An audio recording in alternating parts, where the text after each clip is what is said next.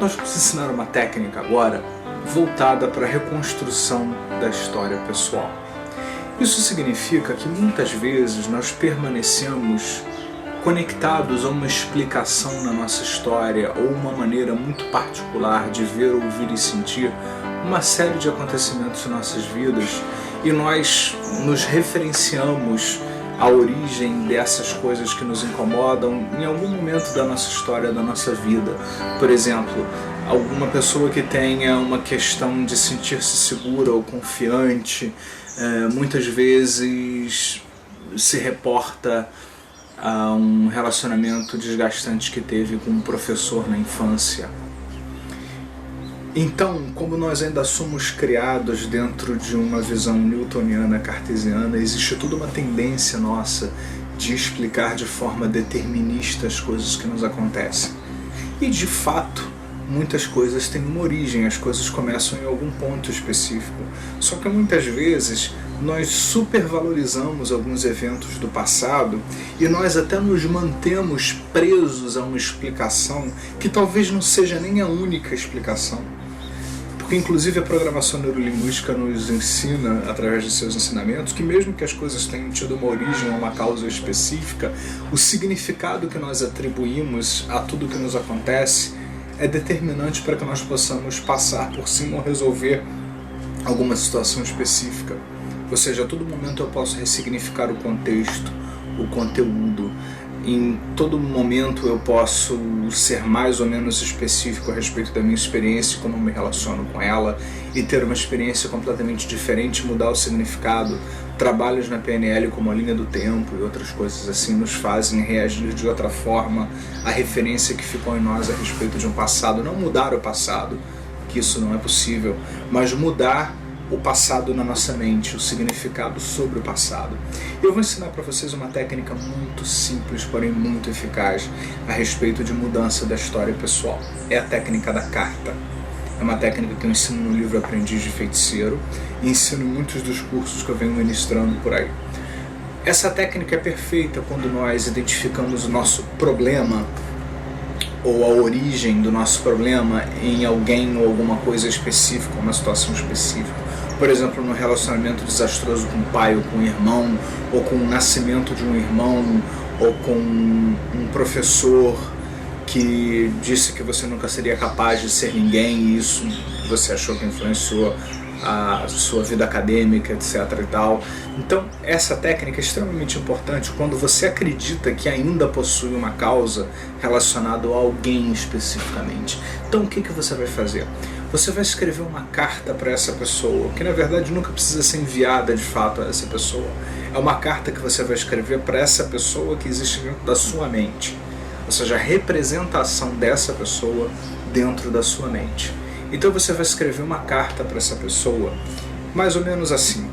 Primeiro, identificando como é que você tem noção de que o problema aconteceu, ou que você ainda chama de problema, quando é que começou na sua visão, como é que você vê a conexão ou a relação dessa pessoa especificamente com o problema que você está debatendo, onde especificamente você acha que essa pessoa ou você, junto com essa pessoa, contribuíram para que o problema escalasse, aumentasse, se tornasse um grande problema ou uma coisa muito complicada. O que aconteceu especificamente é importante estar na carta. O que é que houve? Qual é o problema? Ou seja, é importante enquadrar, como sempre nós fazemos aqui. Quem nos acompanha frequentemente sabe que nós procuramos enquadrar, especificar com o que nós vamos trabalhar. Então é muito importante que você identifique qual é o problema, qual é o desafio com o qual nós estamos trabalhando. O que aconteceu? O que isso gerou em você especificamente? Quais foram as consequências que isso gerou? Então vamos dizer que essa é a primeira parte dessa técnica, onde você vai escrever essa carta exatamente como você diria, como você escreveria, colocando e tal, desabafando, colocando tudo que está dentro de você. A segunda parte dessa técnica é a parte da transformação. Tem 3 partes dessa técnica. Na parte da transformação, o que você faz?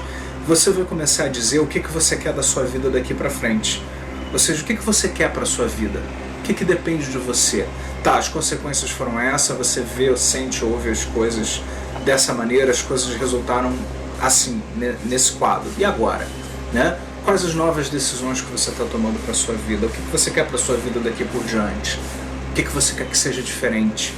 Por que vai ser diferente? Por que é possível ser diferente? Porque você tem as capacidades de fazer diferente e porque você merece que seja diferente. Repetindo, você vai escrever na carta, de alguma maneira, por que é possível qualquer um fazer isso, por que você pode e por que você merece fazer diferente. Tá? E você vai falar das mudanças que você pode fazer, que dependem de você. Mudanças que você inclusive vai especificar quando, onde, de que maneira você especificamente vai fazer, que sejam congruentes, que sejam boas para você e que dependam de você, independente do que a outra pessoa faça ou não para te ajudar, a decisão que você está tomando. E é muito importante que você coloque os porquês, os motivos, a emoção, o prazer da mudança, de você mudar e se tornar uma pessoa diferente. Enfim, você vai se despedir da pessoa, independente de qual tenha sido o seu vínculo. É ecologicamente positivo que você se despeça da pessoa e que você deixe bem claro que agora você está seguindo a sua vida adiante, você está iniciando um outro estágio da sua vida, onde você pode e você merece ter um resultado melhor para o seu desenvolvimento. E o que você vai fazer? Você vai reler esta carta por mais ou menos 21 dias. Basta que uma vez por dia você releia essa carta. Você pode até fazer no computador e alterar, ir alterando, ir acrescentando alguma coisa para ela ficar ainda mais congruente, mas sempre dentro dessa linha que a gente está trabalhando aqui. E depois do 11º dia você imprime, ou se já tiver escrito a carta, você queima a carta. Aí é a terceira etapa dessa técnica. Aí nós estamos utilizando alguns elementos que existem na mitologia sobre fogos, tá ligado? A rituais, a purificações. Essa técnica não tem nada de misticismo, mas nós pegamos emprestado um pouco dos arquétipos, como diriam os junguianos, e da simbologia do fogo, da libertação, da transformação, onde você vai queimar e deixar que o seu próprio inconsciente, a mente inconsciente, o tempo todo participando desse processo, termine de direcionar nesse sentido aí que você está imaginando. Ok? Então faça essa carta, dê-se de presente isso e tenha uma vida diferente a partir de agora.